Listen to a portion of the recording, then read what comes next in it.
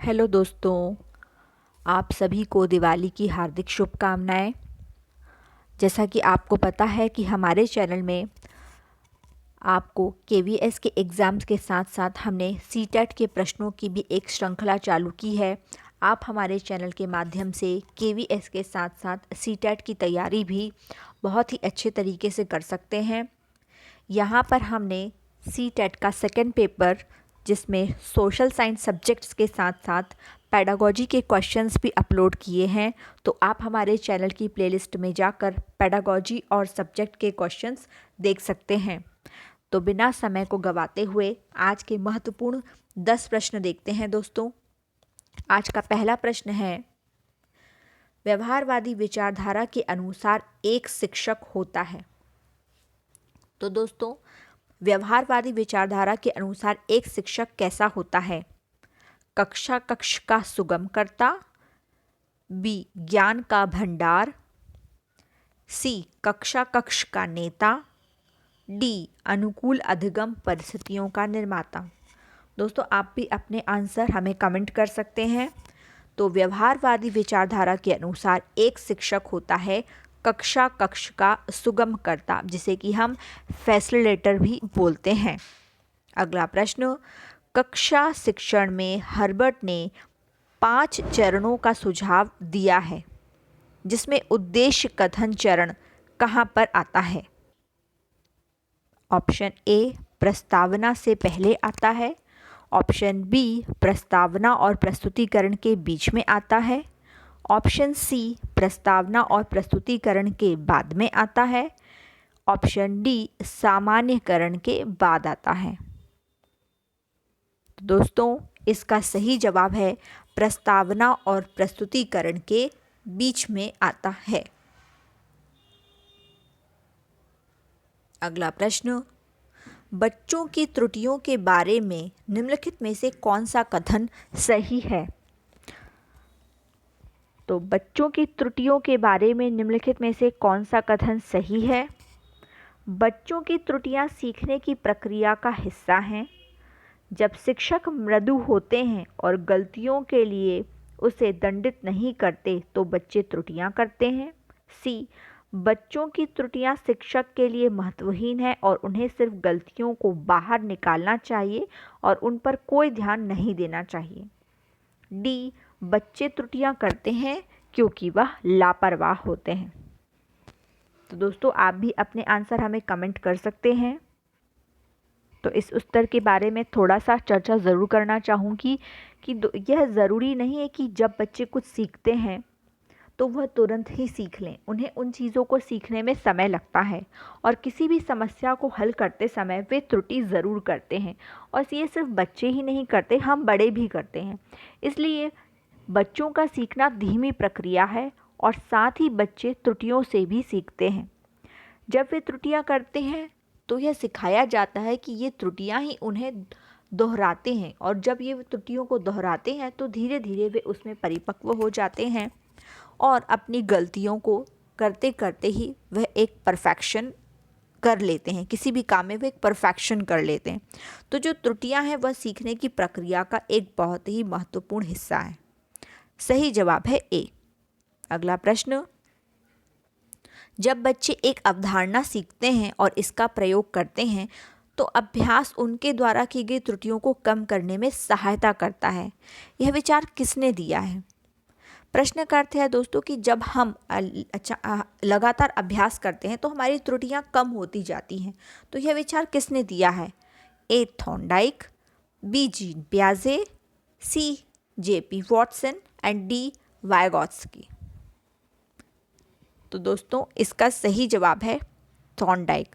Thorndike ने ही trial and error का जो मेथड है वह हमें दिया था। अगला प्रश्न, समावेशी शिक्षा मानती है कि हमें खालिस्तान समायोजित करने के लिए खालिस्तान को बदलना चाहिए। बच्चे, प्रणाली, परिवार, पर्यावरण, पर्यावरण, बच्चे, प्रणाली, बच्चे। तो दोस्तों बताइए, खालिस्तान की जगह पर क्या आएगा? समावेशी शिक्षा मानती है कि हमें खालिस्तान समायोजित करने के लिए खालिस्तान को बदलना चाहिए। तो दोस्तों इसका सही जवाब है बच्चे व प्रणाली। समावेशी शिक्षा जो है वो एक सरल विचार पर आधारित है कि प्रत्येक बच्चा और परिवार सभी मूल्यवान हैं तथा समान अवसर और अनुभवों के सभी हकदार होते हैं। तो समावेशी शिक्षा विकलांग बच्चों के बारे में भी है, चाहे विकलांगता कम हो या फिर अधिक, या वो छुपी हुई हो या हमें ना दिखाई दे या दिखाई दे, या स्पष्ट हो या फिर अस्पष्ट हो, यह रोजमर्रा की गतिविधियों में ही भाग लेती है। इसलिए इस प्रणाली को इन अक्षम बच्चों को कक्षा के सामान्य वातावरण में समायोजित करने के लिए बदला जाना बहुत ही ज़रूरी है। उनके साथ अलग अलग व्यवहार नहीं किया जाना चाहिए। तो इसलिए समावेशी शिक्षा मानती है कि हमें बच्चे समायोजित करने के लिए प्रणाली में बदलाव करना आवश्यक है, तभी हम इसके सकारात्मक लक्षण देख पाएंगे। अगला प्रश्न, सीखने की क्षमता वाले बच्चे। तो सीखने की क्षमता वाले बच्चे कैसे होते हैं? ए, एक जैसे दिखने वाले अक्षरों और वर्णों के बीच भ्रमित होते हैं। दृष्टि शब्दों को आसानी से पहचानते और समझते हैं। सी, मानसिक विकास मंद होता है, ये मंद है दोस्तों। कम आईक्यू होता है। दोस्तों अपने आंसर आप हमें कमेंट करते रहिए। तो सीखने की अक्षमता वाले जो बच्चे हैं, इसका जवाब आप भी दे सकते हैं। हम कुछ डिस्कशन कर लेते हैं इस प्रश्न में दोस्तों कि नई चीज़ों को सीखने के लिए विभिन्न बच्चों की अपनी अलग अलग क्षमताएं होती हैं।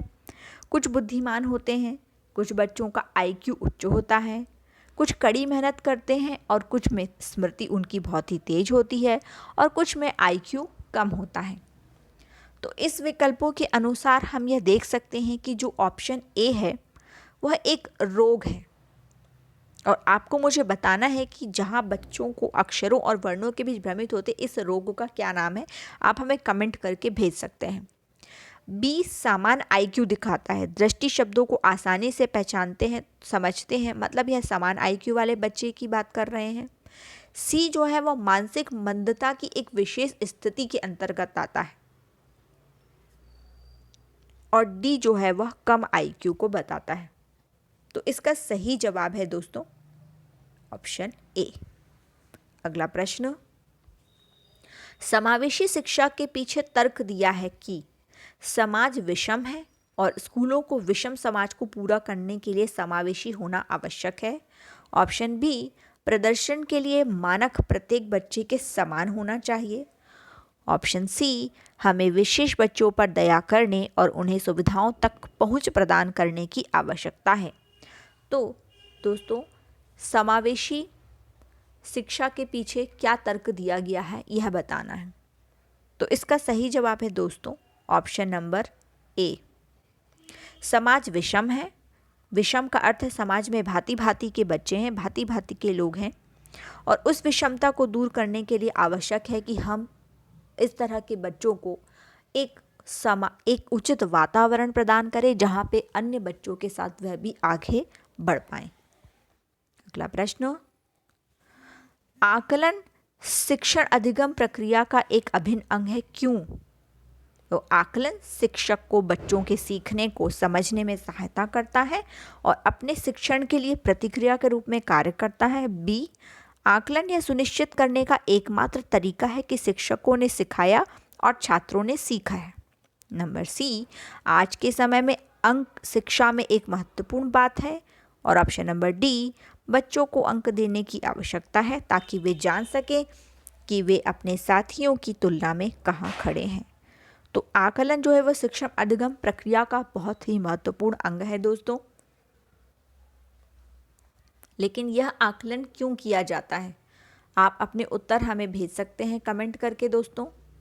और इसका सही जवाब है ऑप्शन नंबर ए। आकलन शिक्षण को बच्चों के शिक्षक जो होता है ना बच्चों के सीखने को समझने में सहायता करता है और अपने शिक्षण के लिए प्रतिक्रिया के रूप में कार्य करता है। अगला प्रश्न, प्रेरणा लक्ष्यमुखी बनाने के साथ साथ खाली स्थान मुक्त करती है। तो प्रेरणा जो है वह लक्ष्यमुखी बनने के साथ साथ हमें किससे मुक्त करती है? ए अभिमान से, बी तनाव से, सी ज्ञान से और डी शक्ति से। तो इसका सही जवाब है दोस्तों तनाव से। जो प्रेरणा है वो हमें लक्ष्यमुखी तो बनाती है, साथ ही साथ हमें तनाव से मुक्त भी करती है। अगला प्रश्न, और यह आज का अंतिम प्रश्न है दोस्तों। विकास की किस अवस्था को कॉल तथा रोस ने संवेगात्मक विकास का अनोखा काल कहा है? ए शैशवावस्था, बी बाल्यावस्था, सी प्रौढ़ावस्था और डी किशोरावस्था। तो कॉल और ब्रूस के अनुसार जो बचपन है वह भावनात्मक विकास का एक अनूठा चरण है। उनका मानना था कि जो विकास है वो जीवन का एक अभिन्न अंग है और यह हमेशा जारी रहता है, भले ही वह दिखाई दे या ना दे। तो बचपन में भावनात्मक विकास सांस्कृतिक अपेक्षाओं से ही प्रभावित होता है। तो इसका सही जवाब होता है बाल्यावस्था। तो दोस्तों यह आज के बहुत ही महत्वपूर्ण प्रश्न थे और इसी तरह के प्रश्न पाने के लिए आप हमारे चैनल को लाइक, शेयर और सब्सक्राइब करिए। हमारे चैनल का नाम है लर्न फॉरएवर, जहां पर KVS के एग्ज़ाम के साथ साथ हमने CTET 2021 के एग्ज़ाम्स की प्रिपरेशंस भी स्टार्ट की है। धन्यवाद दोस्तों।